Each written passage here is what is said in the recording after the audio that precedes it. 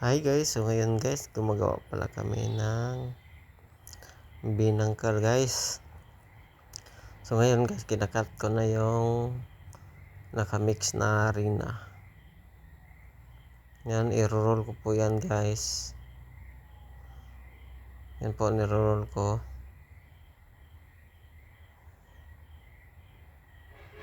Yan, ni-roll ko po yan.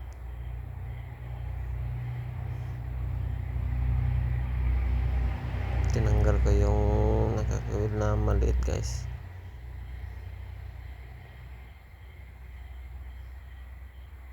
Ayan po. Yan, ni-roll ko po.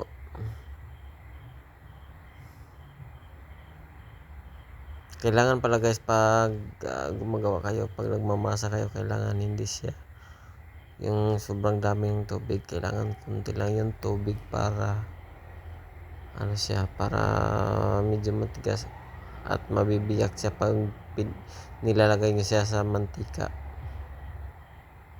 Yan guys, yung ginagawa pala namin guys, mano-mano lang kasi wala pa kami nga yung roller, yung pisaran,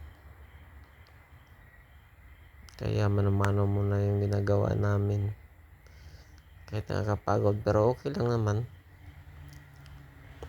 kahit nakakapagod siya.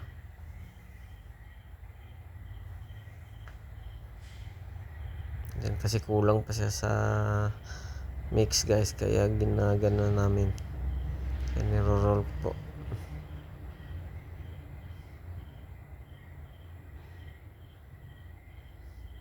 Pasensya na po kayo sa paligid namin guys, kasi nasa loob lang kami ng bahay.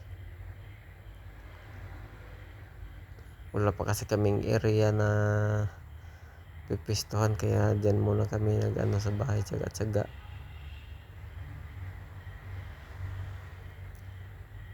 Yan po.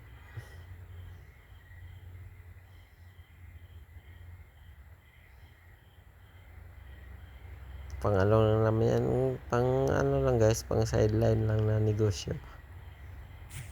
Habang walang pasok sa trabaho, gumagawa kami ng binangkal para pang binta. Yan po.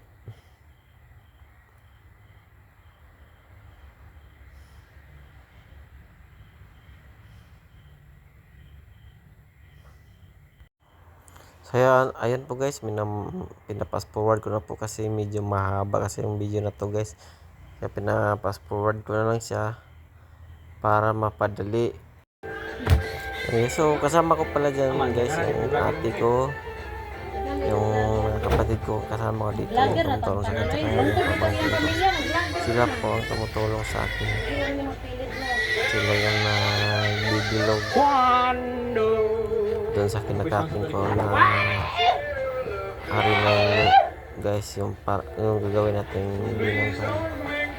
Sila po ang nagbibilog. Kaya yung pamangkin ko, isa siya po tumutulong sa akin sa pagbibilog. Pwede gusto ko tanain mo na eh. Yes. May kilay. Sakay guba, kining lamisa ron. Balik naman eh. Masakit sa kamay guys, pero ay dirilin na, pwede na tayo butang dari ko balo, pa naman sila. Dili na tayo butang ko balo.